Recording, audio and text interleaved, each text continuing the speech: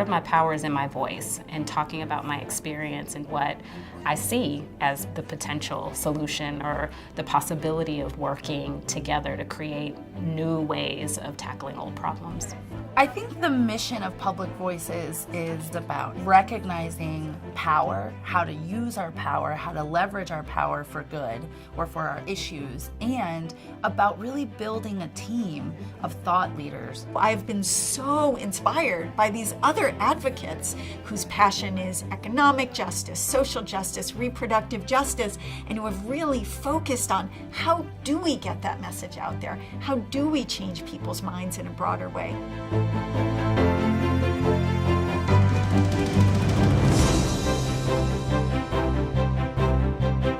We've had 29 successes since we were last together. Oh my God. 51 since we started. Wow. As someone who studies the letters and the words of Black women activists from the 60s and 70s, I know that if it were not for them sharing their stories, then I would not be in this position. You know, that I would not feel empowered to speak my mind and to say, these are the problems and this is how we're going to fix it.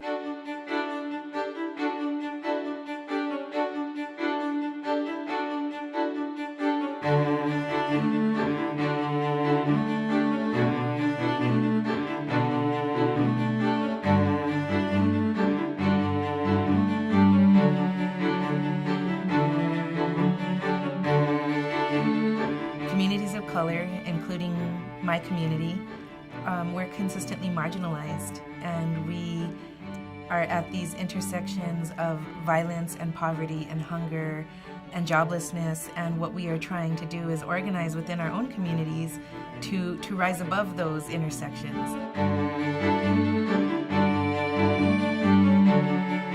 I love to talk about and liberate my own stories through the truth-telling and connecting it back to my community. Shifting the cultural paradigm and shifting norms about what stories we do tell, I think has been my role in this process.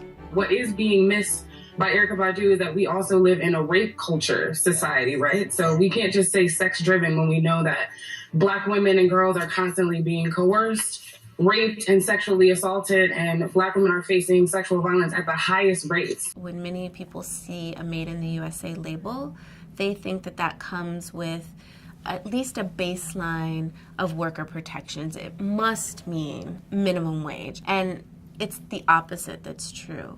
It's also important we talk about this because though there are dire conditions, workers are resisting it, workers are fighting. La Alianza Nacional de Trabajadoras del Hogar hizo un peregrinaje desde Filadelfia hasta Washington. Y esto era para que le llegara el mensaje al Papa, el empujar una legislación a niveles políticos. Entonces para mí el mensaje tiene que ser fuerte y claro de que sí queremos estar libres, sí queremos vivir, venimos a trabajar, no venimos a otra cosa.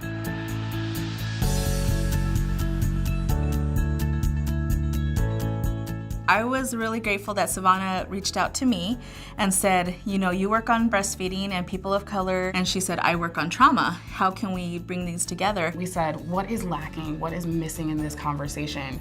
And we just kind of started exchanging ideas, and we could not stop. So we had a draft before we knew it, and we were excited to put that piece forward. Comments we got about saying thank you. No one's ever expressed this before, that actually happened to me. I reached out to Alima and to Andrea Serrano from Olay in New Mexico, talking about the immigration needs of the Southwest, and so I just thought it would be such a cool way for us to collaborate. We each wrote pieces and then we combined them, and I have to say Mary and Alayama both just really took off, and there's an incredible amount of trust that has to come from that, and I think that's exactly what this piece was about.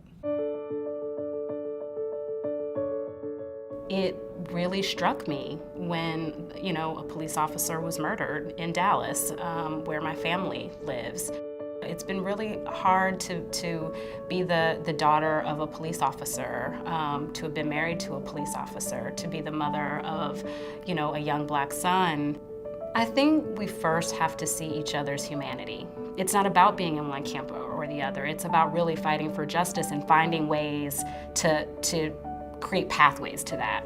Since the Oprah piece, This Is My Brave asked me to join their board of directors. So that's been an exciting challenge. Ray Pickett is a mom, stepmom, and wife living in Northern Virginia. The first thing I heard was my 2-year-old in the back of the theater screaming my name, and I said, Henry, you're being a very good boy back there. And then it reminded me, like, well, this is why I'm doing this, because I just love them so much, and I don't want any child to ever grow up feeling like their mother didn't love them enough because of their mental illness, because of their postpartum. I was responding to the Orlando tragedy. I knew that I wanted to cry, and I wanted to yell, and I wanted to scream. And so I started writing. And then the next day I came back and opened up my Facebook and saw that feeling, those emotions, were things that so many other people were dealing with in that moment, and that I had been able to uplift something that people were desperately needing to see. That I was able to give voice and shape to feelings and to anger and to sadness, that I could have that kind of impact on individuals. It was very exciting to have this piece run in time. I thought it was enough to just do the work, to create amazing childcare programs in low-income communities. And at some point I realized that if I'm not taking the message to the broader world, in some sense, our mission is limited in its scope and in its reach and what we can accomplish. I have begun to bring All Our Kin's message to wholly different sectors of the policy spectrum.